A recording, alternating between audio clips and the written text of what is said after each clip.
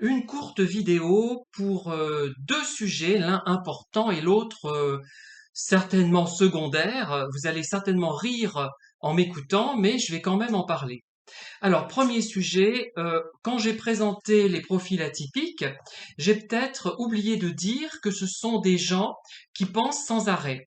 Attention, attention, attention, je le répète 3 fois pour être bien compris, je ne fais pas allusion à des profils atypiques qui auraient un QI élevé, mais à des profils atypiques qui, sans être spécialement intelligents en termes de QI ou spécialement stupides également en termes de QI, sont globalement moins creux que les autres. Je crois que c'est ça la creux. Ce n'est pas scientifique du tout comme approche, je le sais, mais je n'ai pas trouvé d'autres termes pour qualifier ceux qui nous différencient, vous et moi. Enfin, je suppose que ceux qui m'écoutent, s'ils se reconnaissent dans ce dont je parle, ont la même impression que moi.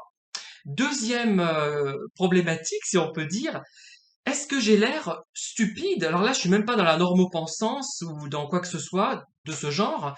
Est-ce que j'ai l'air bête au point qu'on pense qu'il faut uniquement me parler du temps qu'il fait? Alors, j'ai jamais compris cette histoire de temps. Le temps, effectivement, si on va au bord de la mer se baigner, il faut qu'il ne pleuve pas, de préférence, hein, sinon ça va être un petit peu gênant. Mais pourquoi accorder une telle importance au temps? Moi, ça m'indiffère. Enfin, ce qui m'intéresse, si, c'est qu'il ne fasse pas trop sec cet été, et les gens se lamentent quand il pleut. Alors là, je trouve que c'est le summum de la stupidité ou de l'égoïsme, je ne sais pas, ou alors ce sont des gens qui n'ont pas de jardin. Je ne- Moi, ça me dépassera au fond jusqu'à la fin de ma vie. Je crois que si j'ai une tombe, je sais pas si je me ferai incinérer ou si j'aurai une tombe bien identifiée. Je n'en sais rien encore. Mais j'ai envie de dire, si j'ai une tombe, on marquera sur ma tombe.